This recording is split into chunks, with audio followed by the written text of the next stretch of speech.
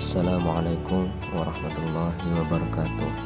Nama saya Samratul Fadi, NIM 208304017 YT2A, mata kuliah PKN dosen Kak Faridul Fuad. Kumpulan identitas nasional merupakan jati diri atau karakteristik perasaan atau keyakinan tentang kebangsaan yang membedakan bangsa Indonesia dengan bangsa lain. Identitas nasional Indonesia menunjuk kepada identitas yang sifatnya nasional, bersifat buatan karena dibentuk dan disepakati, dan karena sebelumnya sudah terdapat identitas kesukubangsaan dalam diri bangsa Indonesia. Bendera negara Indonesia, bahasa negara Indonesia, dan lambang negara Indonesia serta lagu kebangsaan merupakan identitas nasional bagi negara bangsa Indonesia yang telah diatur dalam Undang-Undang Dasar NKRI. Jadi dari berbagai penjelasan tentang tujuan konstitusi di atas dapat dikatakan bahwa tujuan dibuatnya konstitusi adalah untuk mengatur jalannya kekuasaan dengan jalan membatasinya melalui aturan untuk menghindari terjadinya kesewenangan yang dilakukan penguasa terhadap rakyatnya, serta memberikan arahan kepada penguasa untuk mewujudkan tujuan negara. Jadi, pada hakikatnya, Konstitusi Indonesia bertujuan sebagai alat untuk mencapai tujuan negara dengan berdasarkan kepada nilai-nilai Pancasila sebagai dasar negara. Tujuan adanya konstitusi guna mengatur jalannya kekuasaan dengan membatasi seluruh aturan untuk menghindari terjadinya kesewenang-wenangan yang dilakukan penguasa terhadap rakyatnya. Indonesia merupakan negara yang demokratis, oleh karena itu keberadaan konstitusi sangatlah penting dalam pembangunan sebuah negara yang demokratis. Mayoritas konstitusi yang demokratis itu lahir dari sebuah negara yang demokratis juga. Hak dan kewajiban warga negara merupakan wujud dari hubungan warga negara dengan negara. Hak dan kewajiban bersifat timbal balik, bahwa warga negara memiliki hak dan kewajiban terhadap negara. Sebaliknya, negara memiliki hak dan kewajiban terhadap warga negara.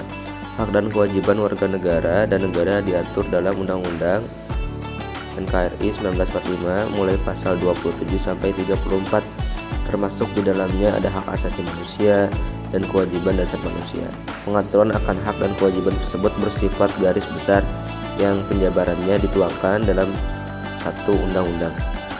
Sekalipun aspek kewajiban hak asasi manusia jumlahnya lebih sedikit jika dibandingkan dengan aspek hak asasi manusia sebagaimana tertuang dalam Undang-Undang NKRI 1945, namun secara filosofis tetap mengindikasikan adanya pandangan bangsa Indonesia bahwa hak asasi tidak dapat berjalan tanpa dibarengi kewajiban asasi. Dalam konteks ini, Indonesia menganut paham harmoni antara kewajiban dan hak, ataupun sebaliknya harmoni antara hak dan kewajiban. Ada banyak manfaat mengenai hak dan juga kewajiban warga negara, karena setiap warga negara berhak mendapatkan perlindungan hukum, berhak atas pekerjaan atau penghidupan yang layak, memiliki kedudukan yang sama rata di mata hukum dan pemerintah, bebas untuk memilih, memeluk, dan menjalankan agama dan kepercayaan masing-masing, berhak memperoleh pendidikan dan pengajaran, memiliki hak yang sama dalam kemerdekaan, berserikat, berkumpul, mengeluarkan pendapat, baik itu secara lisan maupun tulisan, sesuai undang-undang yang berlaku, dan berhak memiliki kewajiban untuk berperan serta dalam membela mempertahankan kedaulatan negara Indonesia dari serangan musuh. Demokrasi Pancasila yakni pemerintahan rakyat atau pemerintahan dari rakyat, oleh rakyat, dan untuk rakyat. Artinya, rakyatlah sebagai pemilik kekuasaan tertinggi dalam suatu negara. Konsep demokrasi semula lahir dari pemikiran mengenai hubungan negara dan hukum di Yunani kuno dan dipraktekkan dalam hidup bernegara. Demokrasi yang dipraktekkan bersifat langsung, artinya hak rakyat untuk membuat keputusan-keputusan politik dijalankan secara langsung oleh seluruh warga negara yang bertindak berdasarkan prosedur mayoritas. Sifat langsung ini dapat dilaksanakan secara efektif karena negara kota Yunani kuno berlangsung dalam kondisi sederhana dengan wilayah negara yang hanya terbatas pada sebuah kota dan daerah sekitarnya, dan jumlah penduduknya kurang lebih 300.000 orang dalam satu negara. Lebih dari itu, ketentuan-ketentuan demokrasi hanya berlaku untuk warga negara resmi yang merupakan sebagian kecil dari seluruh penduduk. Negara demokratis didasari oleh sistem perwakilan demokratis yang menjamin kedaulatan rakyat. Keterwakilan atau representasi dibedakan menjadi dua hal: perwakilan politik (political representation) dan perwakilan fungsional atau functional representation. Beberapa kalangan merasa bahwa partai politik dan perwakilan yang berdasarkan kesatuan politik semata-mata mengabaikan berbagai kepentingan dan kekuatan lain yang ada di dalam masyarakat, terutama di bidang ekonomi. Perbaikan akuntabilitas parlemen harus dimulai dari perbaikan akuntabilitas partai politik. Sama seperti reformasi kelembagaan lainnya, keberhasilan reformasi ini amat tergantung pada komitmen politik pimpinan parpol. Kalau kita melihat perjalanan di kelampauan sejarah kita, tampak dengan jelas fakta persoalan utama yang akan kita hadapi ialah format sistem politik yang akan dikembangkan secara berkesinambungan. Artinya, sampai berapa mungkin pemimpin bangsa-bangsa mampu menjalankan suatu sistem demokrasi yang terbuka peluang bagi semua warga, baik dalam pengertian warga yang menetap daerah maupun dalam pengertian individu-individu untuk memperoleh kesempatan mengambil peranan berdasarkan konstitusi yang berlaku. Tujuan penegakan hukum yang berkeadilan dilaksanakan atau ditegakkan di Negara Kesatuan Republik Indonesia. Perlindungan terhadap warga negara serta menjaga ketertiban masyarakat telah diatur dalam Undang-Undang Dasar NKRI tahun 1945, di mana terdapat dalam bab 9 pasal 24, 24A, 24B, 24C, dan 25 tentang kekuasaan kehakiman. Untuk mengatur lebih lanjut tentang kekuasaan kehakiman, telah dikeluarkan Undang-Undang Nomor 48 Tahun 2009 tentang kekuasaan kehakiman. Bagi Indonesia, dalam rangka menegakkan keadilan telah ada sejumlah peraturan perundangan yang mengatur tentang lembaga pengadilan dan badan peradilan.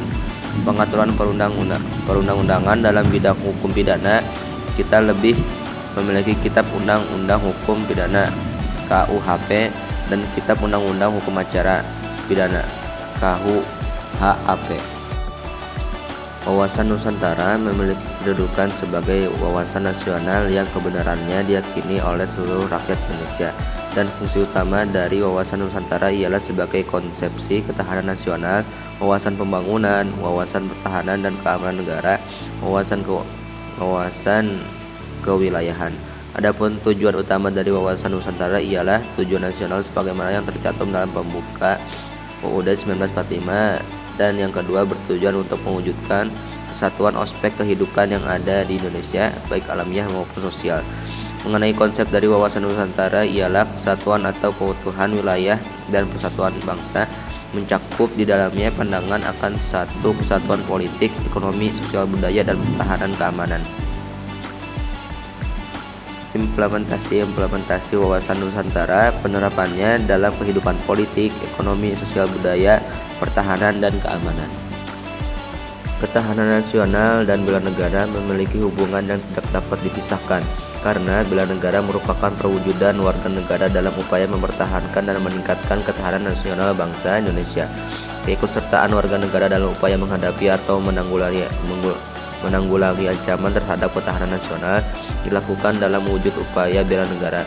Wujud bela negara yang dilakukan diantaranya dengan mengikuti pendidikan kewarganegaraan dan pengabdian sesuai dengan profesi sebagaimana terdapat dalam UU Nomor 3 Tahun 2002. Dalam perkembangannya, konsep ketahanan nasional dan bela negara selalu berubah sesuai dengan ancaman dan tantangan yang dihadapi. Ancaman dan tantangan tersebut bisa berasal dari luar maupun dari dalam negeri. Oleh karena itu, untuk mencegah terjadinya pengerusakan terhadap ketahanan nasional, pemerintah harus selalu siap siaga dan waspada terhadap apa-apa yang bisa mengancam kedaulatan bangsa. Ketahanan nasional merupakan kondisi dinamis suatu bangsa, berisi keuletan dan ketangguhan yang mengandung kemampuan untuk mengembangkan kekuatan nasional dalam menghadapi ancaman, hambatan serta gagasan baik yang datang dari luar dan dalam yang secara langsung dan tidak langsung membahayakan integritas, identitas, kelangsungan hidup bangsa dan negara, serta perjuangan mengejar tujuan nasionalnya.